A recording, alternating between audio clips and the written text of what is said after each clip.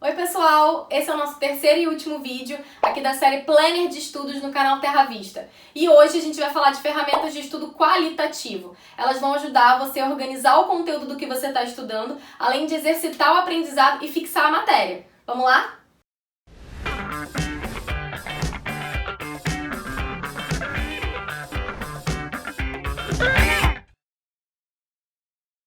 Bom, agora que a gente já viu as ferramentas para organizar a sua rotina e os acompanhadores que vão te ajudar a medir o seu desempenho, a gente vai te dar aqueles macetinhos para ajudar a fixar a matéria e transformar o seu planner de estudos também no material de consulta rápida. Esse aqui é o queridinho do pessoal de humanas, o nosso dicionário de conceitos.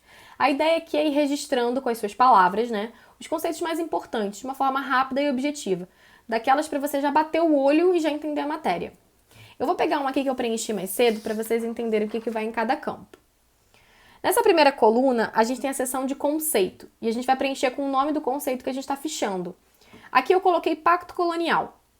Na coluna do lado, a gente vai escrever o que é. E aqui é importante que você tente escrever com as suas palavras, tá? E não copiar uma definição de um livro ou de algum lugar que você leu. Porque esse é o exercício que vai transformar o que você estudou em o que você efetivamente entendeu. Eu coloquei aqui exclusividade de comércio da metrópole com a colônia, numa frase só. Nessa outra coluna, de época, como a gente está fechando o Pacto Colonial, eu escrevi período das colonizações. Tem uma quarta coluna de características, e aqui você vai colocar em tópicos algumas características importantes desse conceito. Eu escrevi metrópole explora a colônia e colônia só compra da metrópole. Essa última coluna do importante saber, você vai colocar alguma observação que você queira colocar sobre esse conceito. Eu escrevi que o fim do Pacto Colonial se deu com a independência das colônias. E pronto, eu já tenho aqui um conceito simples, rápido e objetivo. Quando eu quiser consultar algum conceito, é só vir nessa página do meu planner e já bater o olho. E essa mesma ferramenta, ela pode ser adaptada para outras matérias também. Para o pessoal de exatas, a gente tem o dicionário de fórmulas, que é aquela famosa colinha que você faz na hora de estudar. A gente tem a primeira coluna com nome, que você vai colocar o nome da fórmula mesmo. A coluna fórmula, que você vai escrever a fórmula. E a aplicação, ou seja, para a gente saber onde usa essa fórmula. Tem uma última coluna de importante saber, para você colocar alguma anotação que você queira fazer sobre essa fórmula. Nesse mesmo esquema, tem também um fichamento da estrutura de redação. A ideia aqui não é necessariamente que você escreva uma redação aqui, tá? Mas que você consiga organizar em tópicos o esqueleto da sua redação, baseada no modelo Enem. A primeira coluna aqui, você vai preencher com o tema da redação. E aí você pode fazer esse exercício com temas da atualidade, que acabam sempre caindo no Enem. Tem uma coluna para tese, que você vai preencher em uma frase o que você vai defender na sua redação. Qual é a sua opinião sobre o tema, ou qual é o problema que o tema levanta, enfim. Isso normalmente é o que vai estar na introdução da sua redação. Em argumentos, você vai colocar então os argumentos que sustentam a sua tese. O porquê que você está defendendo isso. Vai colocar, dados ou citar especialistas, pesquisas, tanto faz. Isso provavelmente vai fazer parte dos parágrafos de desenvolvimento. E na coluna do lado, você vai colocar também em uma frase a sua proposta de intervenção. Ou seja, a solução para o problema que a sua tese levantou.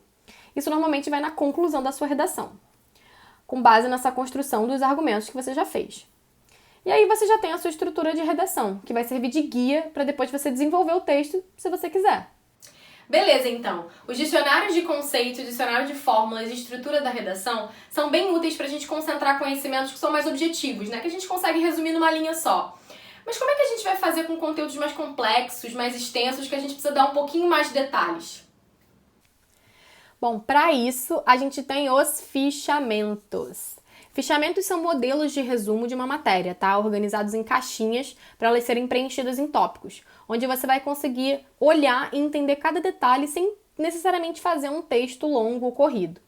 A gente tem 3 modelos de fichamento, um de geografia, um de história do Brasil e um de história geral. Eles têm quase a mesma estrutura, com algumas adaptações de acordo com a matéria. Eu vou mostrar para vocês um fichamento de história geral, já preenchido aqui de vermelho, para vocês entenderem o que vai em cada caixinha.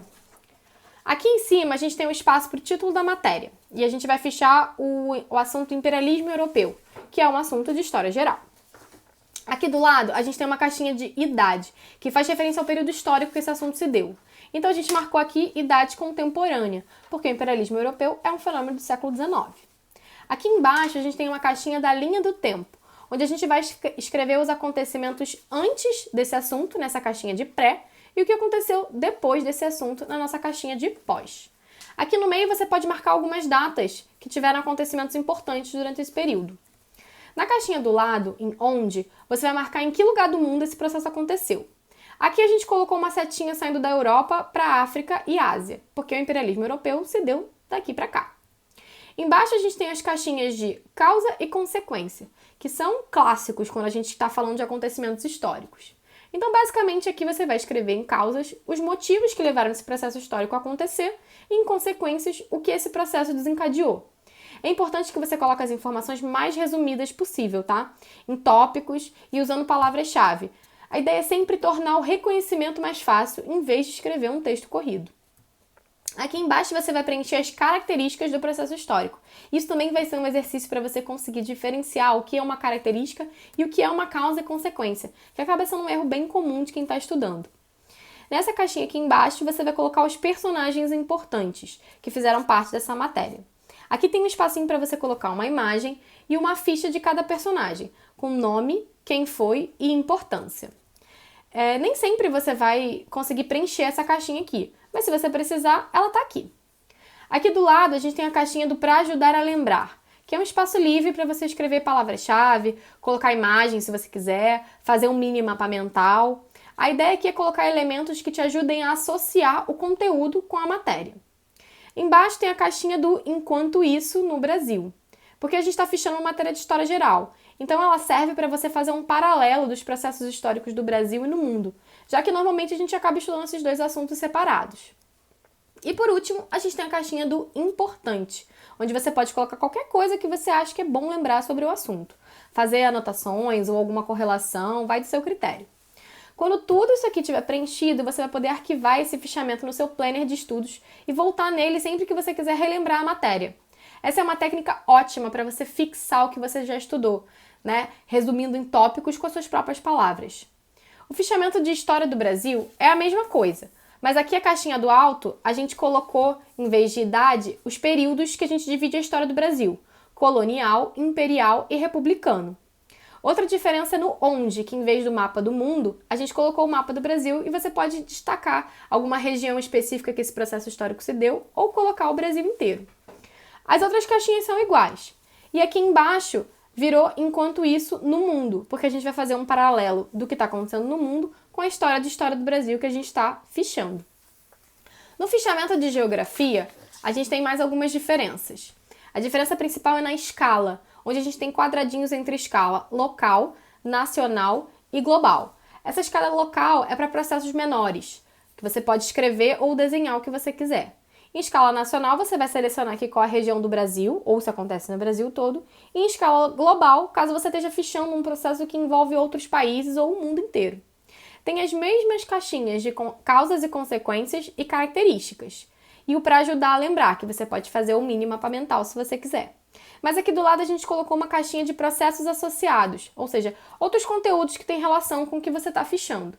Aqui embaixo tem a mesma caixinha do Importante para você fazer anotações. Então é isso aí, pessoal. Agora que vocês já viram todas as ferramentas, você já sabe como organizar sua rotina, como manter seus hábitos, como planejar e acompanhar os seus estudos e aprendeu aqui hoje como organizar os conteúdos que você está estudando. Eu digo que você está 100% pronto, preparado para qualquer prova, qualquer concurso, e aí é só correr para aprovação.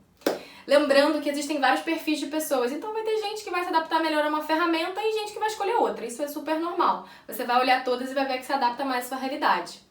Se faltou alguma coisa, alguma solução que você precise para ajudar a se organizar, ou se você já tem algum sistema que funciona para você, conta pra gente aqui nos comentários para ajudar a melhorar o nosso planner de estudos. Espero muito que vocês tenham gostado. Um beijo e até a próxima!